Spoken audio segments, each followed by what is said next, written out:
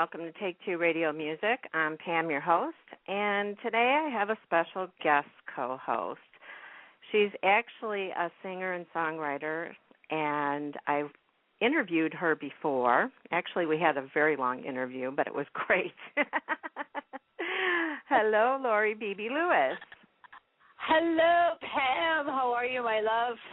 I'm fine, thanks. How are you? I'm doing great. How is it over there in Chicago? Hot and humid, but I'd still take that over the snow any day. Yes. Well, it's beautiful here in San Diego. Thank you so much for inviting me to co-host you're welcome, this show. And thanks for joining me too. I'm really excited to have our special guest today, and he is a singer-songwriter and a recent contestant on The Voice. Welcome, Trevor Davis. Hello, how are you? Great. How are you doing? I'm doing good. I'm also in San Diego, and I guess with Lori, but we're not actually together, but we're both in close proximity. Yes, he just told us that the weather was 72. I don't know where he got that number, but he's the weatherman.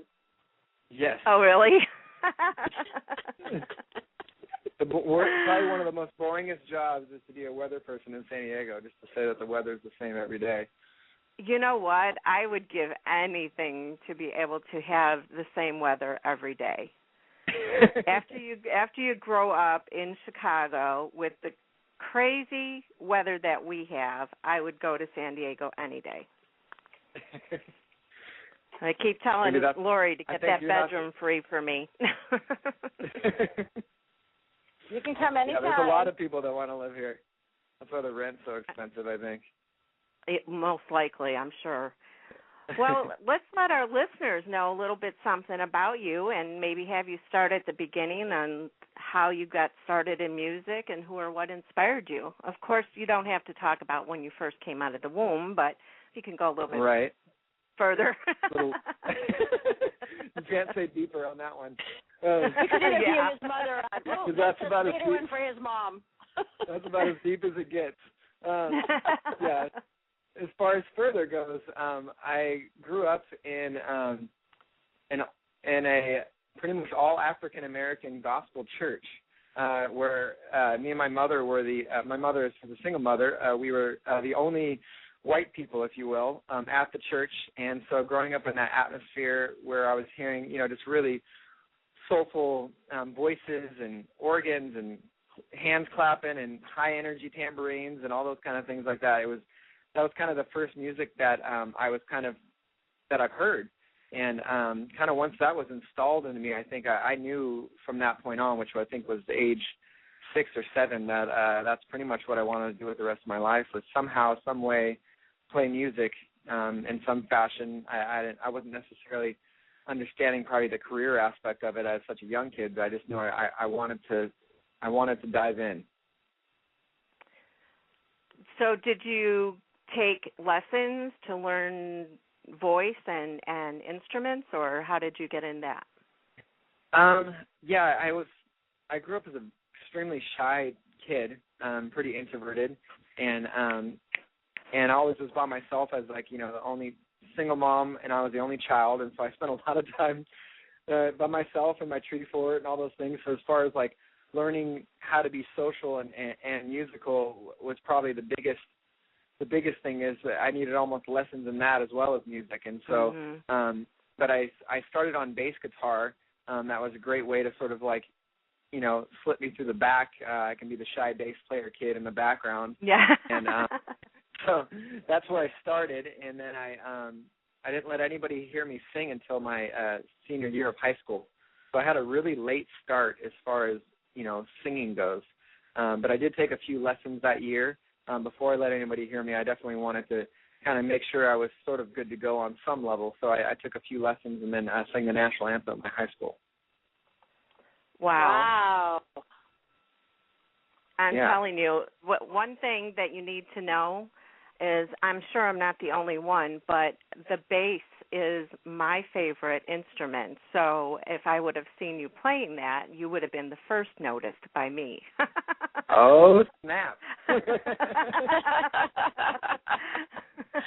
Well, Trevor, when you asked, besides the national anthem singing in front of the school, do you remember like the first song that you performed?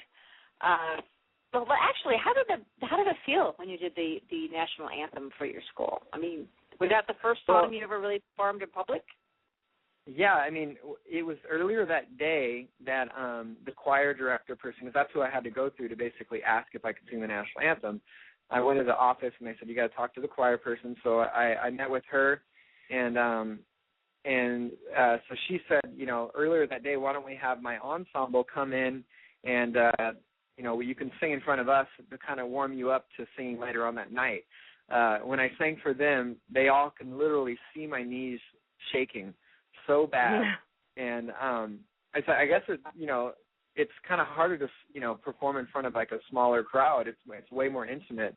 And then when I got there that night to perform at the actual game, which was our CIF basketball game, which is our bigger games, we actually had to hold it out of college instead of our high school because we needed a bigger gymnasium, and it was packed with people. And when I sang that night, I never felt calmer in my whole life. It soothed me to sing. And kind of from that moment on, I never really got nervous. Oh, okay, because I was going to ask you how nervous you were to sing the national anthem at the San Diego Padres game. Yeah, I would say just as calm. Pretty much it was just really, as far as being actually extremely nervous where I was shaking, would be the very, very, very first time that I sort of warmed up to singing, my first time, if you will. And then from that moment on, the only form of nerves I get is the anxiousness would be like, come on, can we just do this already? I kind of want to, not get it over with, but I to sit there and wait, kind of be in waiting, that's when it gets a little bit, I'm not shaking, but I'm definitely like, it's the anticipation get on it. Yeah. of it. Mm-hmm. Totally. I can understand that. Yeah. Now, your voice has so many ranges. What do you do to take care of your voice when you're touring or practicing a lot? What I know to be probably the best thing to do is to always be drinking water, making sure I'm not dehydrated. But sometimes my addiction to coffee doesn't help with that. And then also sleep is probably another thing. So if I have those two things, I know I could almost, not to say that you can sing incorrectly if you have those two things, but those two things will save you more than anything. But then the other thing is obviously just trying to sing more properly, technically speaking, and that took a while. I feel like I'll never stop learning, how to do it right and kind of breaking the habits of mainly tension. I think a lot of times it's such to just let yourself be that vulnerable is something that it's hard to be that loose in. You kind of There's always like in one sense you open up, in another sense you kind of guard yourself, and it's sort of like kind of having that little bit of guard up is where you kind of hurt yourself vocally. So just kind of learning how to let those guards down. I think it's going to take me years for sure. And make sure you breathe through the singing too, right? Yeah, and I think that again comes through relaxation. When you're not breathing, it's usually when you're not relaxed. You know what I mean? If you're relaxed, you're in bed, you're asleep, you're probably breathing more correctly than if you're anxious and nervous. You know what I mean? Right. So yeah.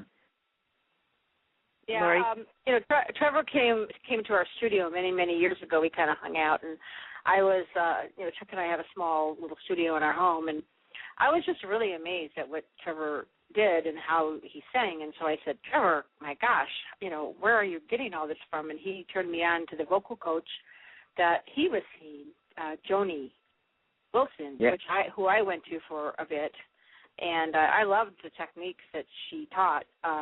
And now, Trevor, you're also teaching. You have some students, and you're kind of taking the baton, so to speak, from some of her techniques and mixed with your own studies of what you've learned. For sure, yeah. I think her mixed with a couple other people that I've taken from, and then as well as there's just a really wealth of knowledge actually that's available on YouTube. As far as you can search different vocal coaches and listen to these little minute blurbs on the voice. And I actually learned so much through those, surprisingly, and definitely teach from just basically my experience and all those little nuggets that I got from here and there. and kind of piece it all together and kind of make it my own sort of teaching style. That's amazing. And you're teaching Lori now, which amazes me because she's a great singer. I would say we're more hanging out. Is that what it is? And I think I do that too. It's like, you know, even though I teach and play music full time, it's just great to be around other musicians and sort of kind of glean from each other. And the main thing too, when you've been doing it for a while, you kind of need that sort of like re-spark of inspiration. And I would say that me and Lori are inspiring each other.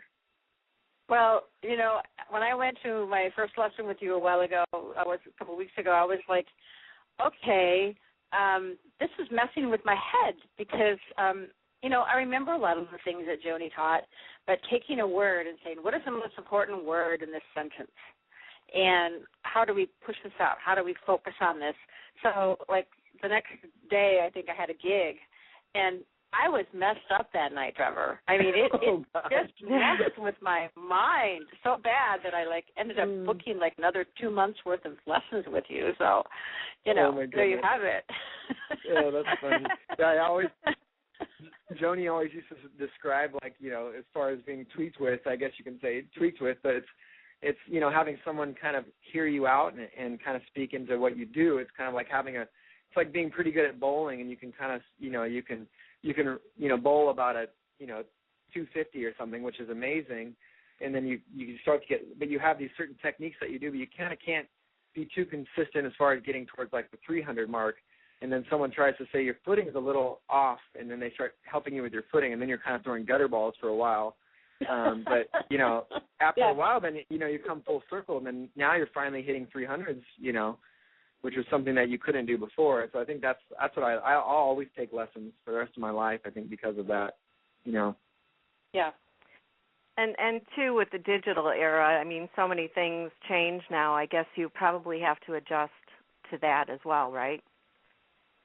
Oh, as far as like digital recording, you're saying? Right. Mhm.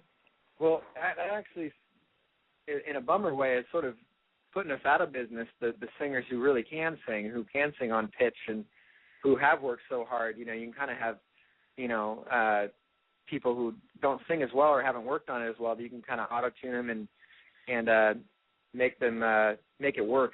And so all the digital stuff is actually sort of putting us out of business, but kind of in the end of the day, though, not really. I mean, there's nothing better than just an amazing voice. I mean, it's one of the best instruments because, you know, we have notes just like any other instrument, but on top of that, we have words that we can shape and mold and on top of the notes. And so there's nothing better than that. And because of that, that will definitely never go out of style.